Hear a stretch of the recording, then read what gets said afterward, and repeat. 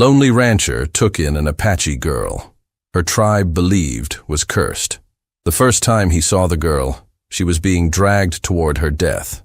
It was dawn on an October morning in 1875, and the Arizona desert air carried the sharp chill that promised a harsh winter ahead. Marcus Donovan had ridden out before sunrise to check the water traps at the northern edge of his ranch, when the sound of angry voices made him rein in behind a rocky outcropping. What he witnessed turned his blood to ice. A group of Apache warriors had formed a circle around a girl who could not have been more than 12 years old. Her hands were bound behind her back with rawhide cord, and her face bore the stoic mask that her people wore in the face of inevitable death. But Marcus could see the terror flickering behind her dark eyes, the way her small body trembled despite her efforts to appear brave. The warriors spoke in harsh, rapid Apache, their voices filled with anger and what sounded like fear. Marcus had spent 15 years on the Arizona frontier and had picked up enough of their language to understand fragments of what was being said. The words he caught made his stomach turn. Curse, deathbringer, evil spirit. At 43, Marcus Donovan had the weathered face of a man who had seen too much of the world's cruelty. Deep lines etched around his gray eyes spoke of drought seasons and cattle losses, of neighbors who had packed up and left when the desert proved too unforgiving. His dark hair, now more silver than black, hung longer than was fashionable back east. But fashion meant nothing in a place where survival was the only currency that mattered. He had come west after losing everything in the war, his family, his plantation, his belief in the goodness of mankind. The ranch had been his attempt to build something from the ashes of his former life, a place where he could exist without the weight of memory crushing him. For 15 years, he had lived alone in this harsh land, speaking more to his horses than to people, finding a strange comfort in the isolation. But watching this child face death with more courage than most grown men possessed, Marcus felt something stir in his chest that he had thought long dead, the instinct to protect the innocent.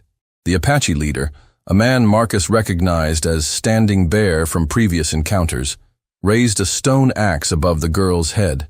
The other warriors began chanting, their voices rising and falling in a rhythm that spoke of ancient rituals and older fears. Marcus made his decision.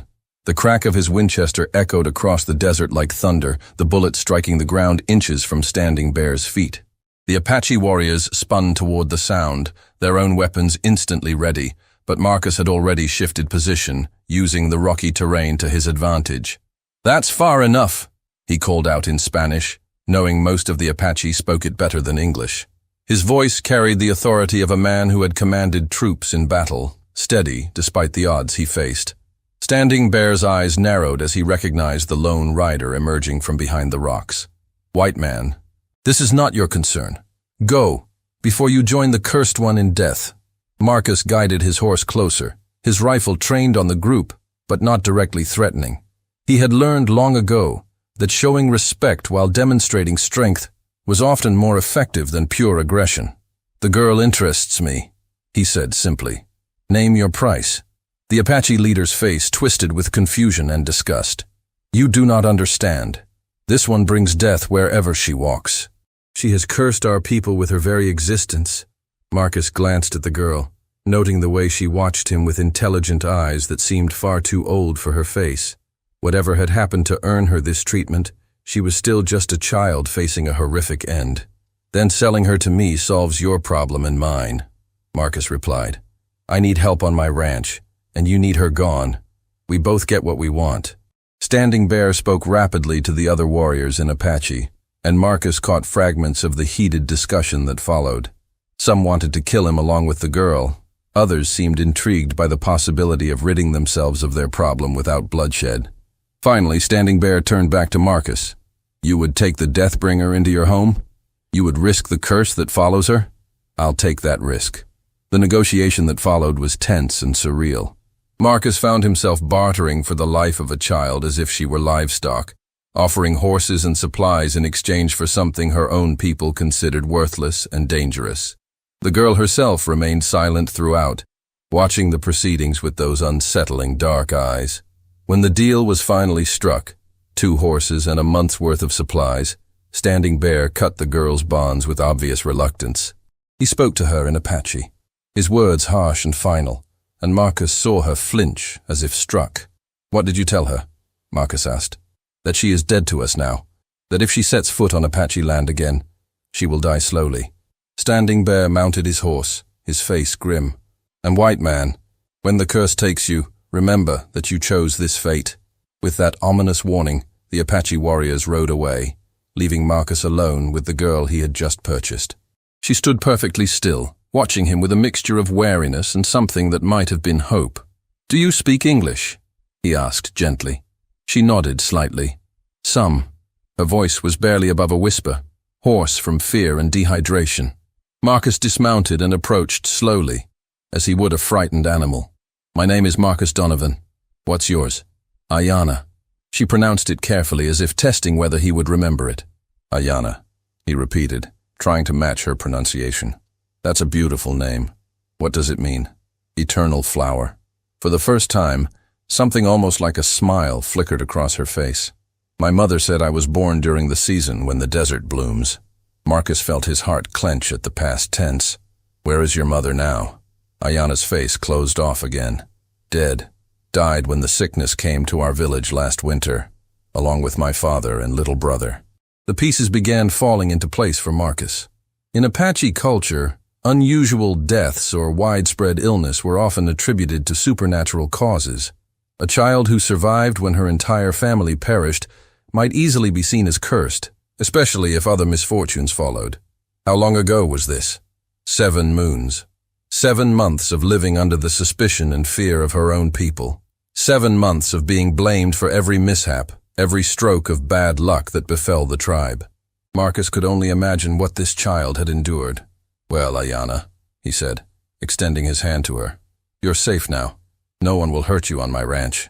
She looked at his outstretched hand for a long moment before tentatively placing her small, calloused fingers in his palm. Her skin was warm despite the morning chill, and Marcus felt a strange sense of rightness in the gesture. "Why did you help me?" she asked as they walked toward his horse. It was a simple question that Marcus found surprisingly difficult to answer.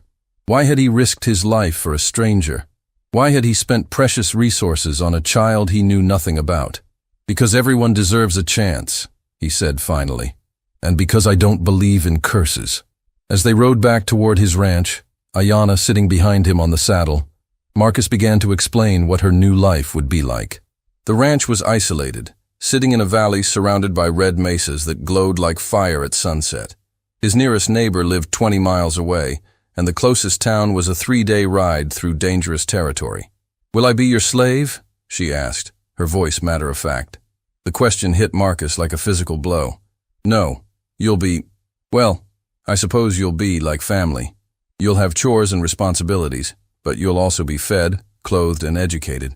And you'll be free to leave when you're old enough if that's what you choose."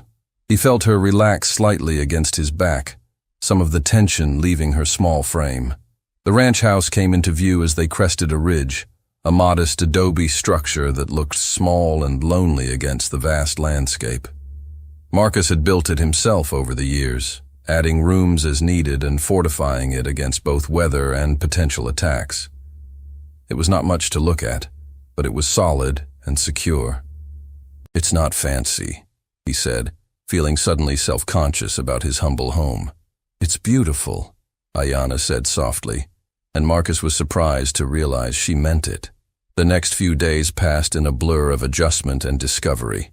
Ayana threw herself into ranch work with a determination that both impressed and worried Marcus. She seemed desperate to prove her worth, as if expecting to be cast out again if she failed to contribute. Marcus found himself marveling at her resilience and intelligence. Despite her young age and traumatic past, she learned quickly and adapted to her new circumstances with remarkable grace. She had a natural way with animals, calming spooked horses with gentle words and patient movements. But it was clear that the psychological scars ran deep. Ayana startled at sudden noises, hoarded food in her room as if fearing starvation, and sometimes woke screaming from nightmares she refused to discuss. She flinched whenever Marcus moved too quickly or raised his voice, even in casual conversation. Most troubling were the moments when she seemed to retreat into herself completely. staring off into the distance with those unsettling dark eyes, as if seeing things that weren't there. During these episodes, she would mutter softly in Apache, words that Marcus couldn't understand, but that sounded like apologies or pleas. "What are you saying?" he asked her once during one of these spells. Ayanna blinked, as if awakening from a trance. "Nothing, just old words my grandmother taught me." Marcus didn't press, but he made a mental note to be more observant of these episodes. Whatever trauma this child had endured, it ran deeper than simple grief. The first real test of their new arrangement came 2 weeks after Ayanna's arrival, when Marcus discovered her standing over the body of his prize rooster in the chicken coop. The bird lay motionless at her feet, its neck clearly broken, while Ayanna stared down at it with an expression of horror and resignation. "I didn't mean to," she whispered, tears streaming down her face. "I was just trying to collect the eggs, and it flew at me, and I grabbed it wrong, and now it's dead, and you'll send me away because I'm cursed, and everything I touch dies." The words tumbled out in a rush of panic and self-recrimination that broke Marcus's heart. He knelt beside her, careful not to make any sudden movements. "Ayanna, look at me." When she finally met his eyes, he continued gently, "Accidents happen. This doesn't make you cursed or evil. It just makes you human. But the bird was old and mean, and probably would have died soon anyway. You didn't kill it on purpose, and I'm not going to send you away because of an accident." She stared at him as if he had spoken in a foreign language. "You're not angry?" "No, I'm not angry. But I am concerned about you. Who told you that you were cursed?" Ayanna's face crumpled. "Everyone. The medicine man said I carried the shadow of death. The other children wouldn't play with me. The women said I was the reason the rains didn't come last spring." Marcus felt a surge of anger at the adults who had terrorized this child with their superstitions. "And you believed them? When everyone tells you the same thing, it's hard not to believe it." Marcus stood and gently placed his hand on her shoulder. "Well, I'm telling you something different. You're not cursed, Ayanna. You're just a little girl who's been through terrible things and needs time to heal." Over the following weeks, Marcus made it his mission to prove to Ayanna that she wasn't the harbinger of doom her tribe had made her believe. When small misfortunes occurred, a fence post falling over, a hen refusing to lay eggs, a sudden windstorm, he made sure to explain the natural causes rather than allowing her to blame herself. Slowly, gradually, Ayanna began to open up. She told him about her life before the sickness, about parents who had loved her, and a little brother who had followed her everywhere. She spoke of learning traditional women's work from her mother and grandmother, of ceremonies and stories that connected her to generations of Apache ancestors. "Do you miss it?" Marcus asked one evening as they sat on the porch watching the sunset paint the mesas in brilliant colors. "Some parts," she admitted. "I miss the stories. My grandmother knew hundreds of them. Stories about Coyote the trickster, about how the mountains came to be, about the first people who walked the earth. Would you tell me some of them?" Ayanna looked surprised.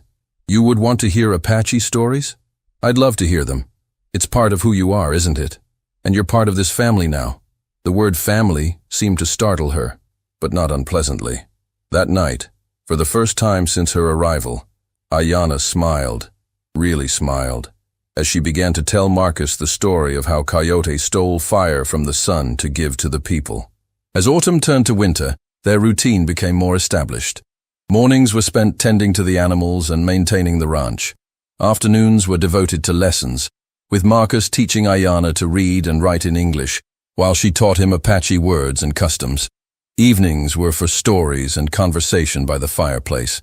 Marcus found himself looking forward to these quiet moments more than he had anticipated. After 15 years of solitude, having another person to talk to, especially one as intelligent and perceptive as Ayanna, filled a void he hadn't even realized existed.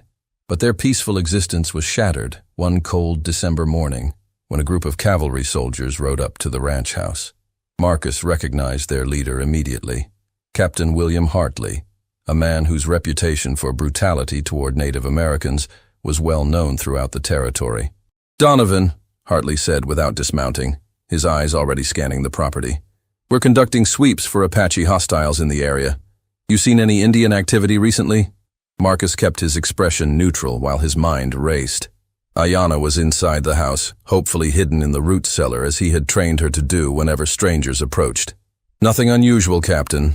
Why, has there been trouble? Damned savages hit a supply wagon 3 days ago, killed 2 soldiers, and made off with weapons and ammunition." Hartley's gaze fixed on Marcus with suspicious intensity. "You sure you haven't seen anything? No smoke signals, no tracks, no suspicious individuals?" "I'm sure. I keep a pretty close watch on my property." Hartley nodded slowly, but his eyes continued to roam. "Mind if we take a look around? Orders are to search all structures in the area." Marcus's blood ran cold, but he forced himself to remain calm. "Of course. Though I should warn you, I had a family of skunks take up residence under the front porch last week. Haven't had time to deal with them yet." It was a lie, but a calculated one. Most soldiers would think twice before crawling around in spaces where they might encounter wildlife. Hartley assigned his men to search the barn and outbuildings while he focused on the house. Marcus accompanied him, pointing out various rooms and making casual conversation, while silently praying that Ayanna would stay hidden. They were in the kitchen when Hartley suddenly froze, his head tilted as if listening. Marcus held his breath, straining to hear what had caught the captain's attention. Then he heard it, a faint sound coming from below, like someone shifting position. The root cellar. Hartley's eyes met Marcus's, and in that instant, both men knew the game was up. "Interesting acoustics you have here, Donovan," Hartley said conversationally, drawing his sidearm. "Almost sounds like there's someone hiding under your floor." Marcus gauged the distance between himself and the captain, calculating his chances of disarming the man before he could shoot. But Hartley was too experienced, too alert. "Step back," Hartley ordered, "and call out whoever's down there, now." Marcus had no choice. "Ayanna," he called softly. "Come up slowly." The sound of the trapdoor opening seemed unnaturally loud in the tense silence. Ayanna emerged from the cellar like a ghost, her dark eyes wide with fear as she took in the soldier's drawn weapon. Hartley's face went through a series of expressions: surprise, recognition, and then a cold satisfaction that made Marcus's stomach turn. "Well, well," the captain said. "Looks like we found ourselves a hostile after all. You've been harboring an Apache, Donovan. That makes you a traitor to your own kind." "She's just a child," Marcus said, stepping protectively in front of Ayanna. "She's done nothing wrong. She's Apache. That's enough." Hartley raised his voice to call his men. "Sergeant Thompson, get in here." The next few minutes passed in a blur of shouted orders and brutal efficiency. Despite Marcus's protests and Ayanna's terrified silence, the soldiers bound her hands and dragged her toward their horses. "Where are you taking her?" Marcus demanded. "Fort Huachuca. She'll be questioned about the attack on our supply wagon, and then—" Hartley shrugged. "Well, Apache prisoners don't tend to last long in military custody." The implication was clear. Ayanna would be tortured for information she didn't possess, and then executed as an example to other hostiles. Marcus felt something snap inside him. Without conscious thought, he lunged at Hartley, his hands going for the man's throat. The captain was ready for him, bringing his pistol up to strike Marcus across the temple with the heavy barrel. Stars exploded across Marcus's vision as he collapsed to his knees. Through the haze of pain, he heard Ayanna cry out his name, the first time she had ever shown such open emotion. "Any more heroics and I'll shoot you where you stand," Hartley warned, his gun now trained on Marcus's head. "The girl's coming with us, and there's nothing you can do about it." As the soldiers prepared to leave, Ayanna managed to catch Marcus's eye.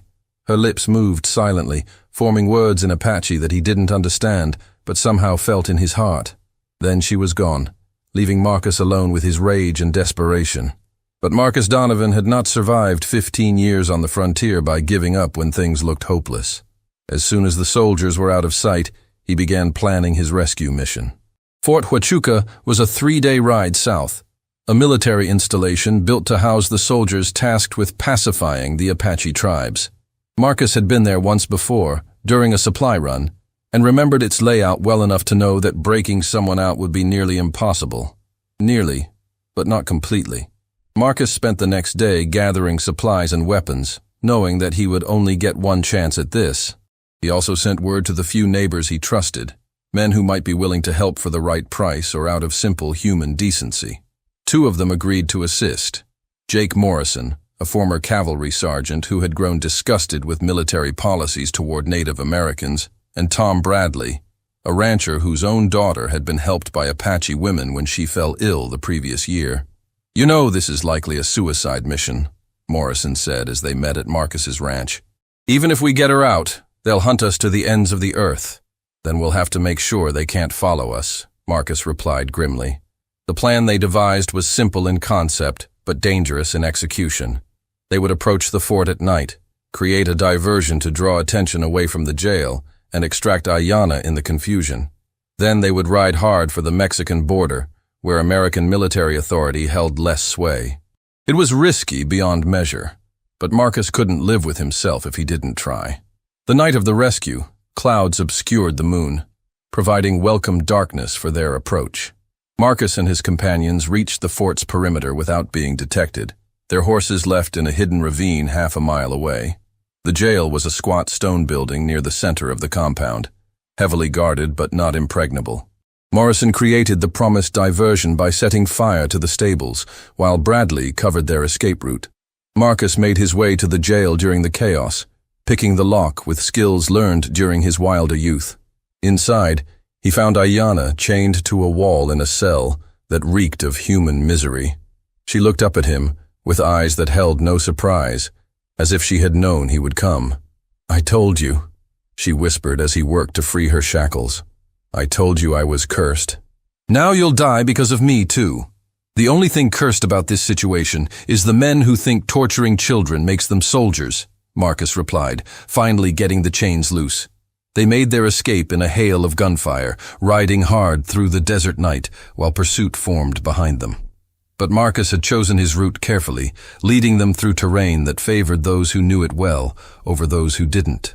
By dawn, they had crossed into Mexico, where the American cavalry couldn't legally follow. But Marcus knew their safety was temporary at best. Hartley would not give up easily, and there were bounty hunters who would cross any border for the right price. "Where will we go now?" Ayanna asked as they rested their exhausted horses in a small village south of the border.